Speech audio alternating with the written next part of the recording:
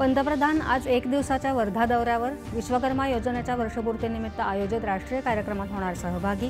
विश्वकर्मा योजनेच्या लाभार्थ्यांना प्रमाणपत्र आणि कर्ज वाटप। पीएम मित्रा पार्कच्या पायाभरणीसह आचार्य चाणक्य कौशल्य विकास योजना आणि पुण्यश्लोक अहिल्याबाई होळकर महिला स्टार्टअप योजनेचाही पंतप्रधान करणार प्रारंभ। देशातून नक्षलवादाचा आणि नक्षलवादी विचारांचा समूळ नायनाट करून शांतता प्रस्थापित करणार, नक्षलवाद पीडितांशी संवाद साधताना केंद्रीय गृहमंत्र्यांची ग्वाही। अडचणीत आलेल्या लघु उद्योगांना पुन्हा उभं करण्यासाठी राष्ट्रीयकृत बँकांनी पुढाकार घ्यावा। बँक ऑफ महाराष्ट्राच्या 90व्या वर्धापन दिन कार्यक्रमात केंद्रीय अर्थमंत्र्यांनी व्यक्त केलं मत।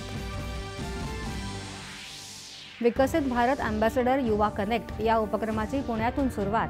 विकसित भारताच्या निर्मितीत तरुणांची भूमिका सर्वात महत्त्वाची, मनसुख मांडविया।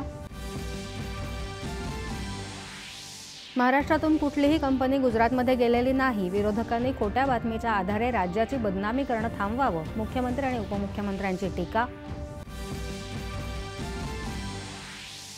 जालना बीड रस्त्यावर मठ तांडा गावाजवळ एसटी बस आणि आयशर ट्रकच्या भीषण अपघातात 6 जणांचा मृत्यू, 28 जण जखमी।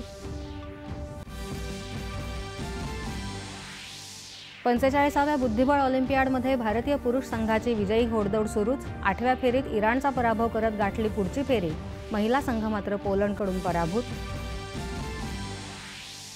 आणि चेन्नई इथं सुरू असलेल्या पहिल्या क्रिकेट कसोटीत पहिल्या डावात भारताच्या 376 धावा, रविचंद्रन अश्विनचं शानदार शतक।